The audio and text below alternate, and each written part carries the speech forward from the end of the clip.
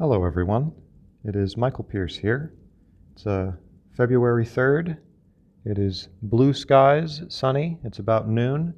It's a beautiful day, and I felt it would be the perfect day for me to begin a series of podcast lectures giving my commentary for the work Thus Spake Zarathustra by my late friend Friedrich Nietzsche, as I like to call him. This first, much briefer, it's not really a lecture, it's more of a preface to the lectures. I will be reading a preface that I intend to be for a book which I am writing on Nietzsche.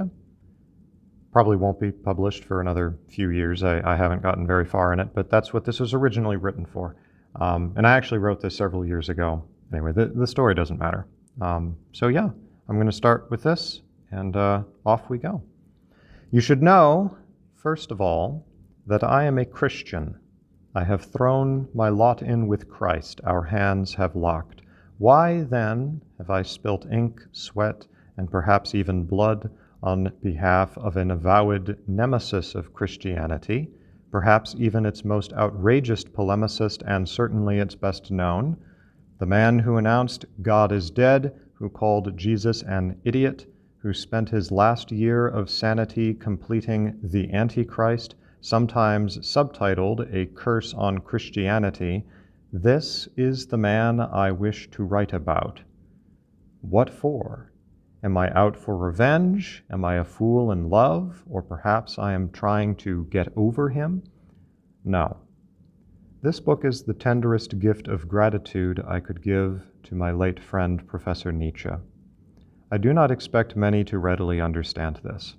I will even wax bold enough to suggest that one's spiritual maturity may be measured in terms of how readily they understand this. So come closer. I will whisper my heart's riddle in your ear. Can you solve it?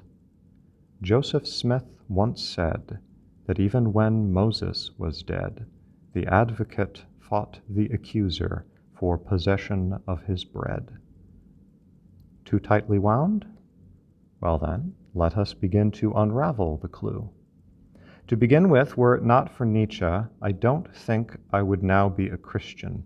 Or to put it more provocatively and profoundly, if Nietzsche had been a Christian, then I would not be one now. Adam fell that men might be, and men are that they might have joy.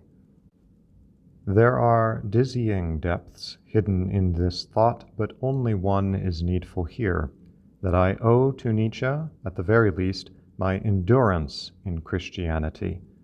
I once told this to a Christian professor who assumed I was joking, and that's usually the response that people give me.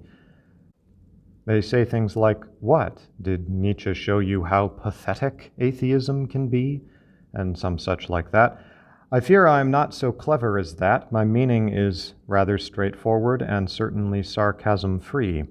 Many times I feel like the man born blind standing before the Jewish leadership. Give God the praise, they say. We know that this man is a sinner. But I answer, whether he be a sinner or no, I know not. One thing I know, that whereas I was blind, now I see. God works in mysterious ways. He sent Virgil to Dante, why not Nietzsche to me? Let the man alone, why trouble ye him? He hath wrought a good work on me. He did what he could. Judge not. Neither he nor his parents sinned, that he should be born blind. And I say unto you, wheresoever my own story is told, may his name be sealed to mine, that what he hath done for me shall be told as well in memorial of him. I suspect it would be prudent, particularly before my fellow Christians, to clearly acknowledge at the outset that, despite my youthful enthusiasm, I harbor no illusions whatsoever as to Nietzsche's authority over the children of men. He was not a prophet, neither a true nor a false one. Perhaps at times he wondered if he was a sort of prophet, as the sickle sweet fumes of mania overtook him. But just as often he denounced such a role, and in any case he is no prophet to me. To say it again, he is my Virgil. As Descartes wrote in his Discourse on Method, quote, "Thus my design here is not to teach the method which everyone should follow in order to promote the good conduct of reason, but only to show in what manner I have endeavored to conduct my own." Unquote. Perhaps it will be of comfort to hear the words Nietzsche himself gave to his character Zarathustra. Quote, "Alone I go now, my young ones. Also go ye now away and alone. Thus do I will it. Verily I advise you, go forth from me, and defend yourselves against Zarathustra, and better yet, be ye ashamed of him, for perhaps he beguiled you. Ye say ye believe in Zarathustra? But what matters Zarathustra? Ye are my believers, but what matters all believers? Ye had not yet sought for yourselves, then ye found me. Thus do all believers, therefore is it so little with all belief. Now I bid ye to lose me, and to find yourselves, and only when ye all have denied me shall I to you come round again." Unquote. What did Virgil do?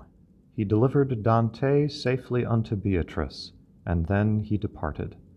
So too hath my Virgil done. Perhaps some day I will tell you the whole story. It's nothing terribly remarkable, at least not externally, though internally it is surely remarkable to me. In any case, unlike Dante, I will not let my Virgil depart into pale limbo. I will find a way to bring him to paradise with me. Thus shall I become his Virgil in turn, and deliver him safe unto his Beatrice. Thus shall turn the heart of the fathers to the children, and the heart of the children to their fathers. Are you beginning to understand? No? No bother. The clue yet unwinds.